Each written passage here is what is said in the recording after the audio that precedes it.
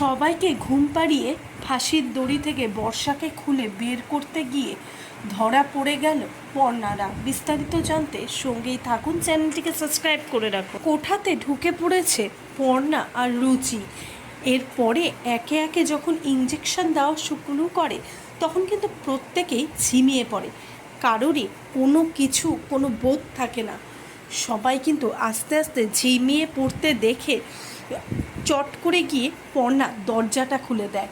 তাতে সৃজন, চয়ন এবং সঙ্গে পিকলুও বাইরে দাঁড়িয়ে থাকে যে তারা ভেতরে ঢুকে যাবে। আর তারপরে বর্ষাকে খোঁজার কাজ শুরু হয়ে যাবে, কেননা ওই সব মেয়েদের মধ্যে কিন্তু বর্ষা ছিল না। আর সবাই থাকলেও বর্ষাকে কোথাও কোনোভাবে খুঁজে পাওয়া যাচ্ছে না।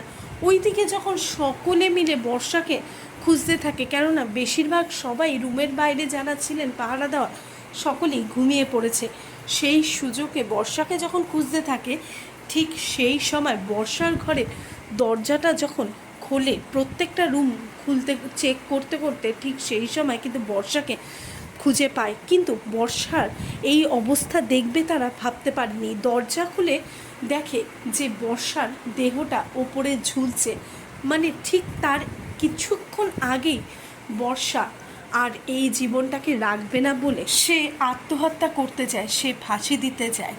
আর কি সঙ্গে সঙ্গে যখন দরজা খোলে ঠিক সেই সময় বর্ষার ওই দেহটাকে ঝুলতে দেখতে পেয়ে চমকে যায় সকলে। সঙ্গে সঙ্গে কিন্তু পিকলু আর প্রত্যেকে গিয়ে বর্ষাকে ধরে ফেলে। আর তারপরই বর্ষাকে ওপর থেকে নামিয়ে যখন তারা বর্ষাকে বাঁচাবে, আর তারপরে সেই কোঠা থেকে বর্ষাকে বের করার চেষ্টা করবে, কেননা বর্ষা এমনিতেই অজ্ঞান হয়ে রয়েছে। বর্ষার চোখে মুখে জল দিয়ে খানিকটা জ্ঞান ফেরানোর চেষ্টাও করবে তারা।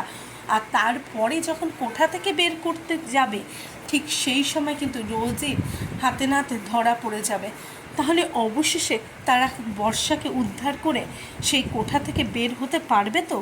কী হতে চলেছে সেটি জানতে গেলে চোখ রাখতে হবে জি বাংলার পর্দায়। আর এই বিষয়ে আপনাদের কি মতামত প্লিজ কমেন্ট বক্সে কমেন্ট করে জানান।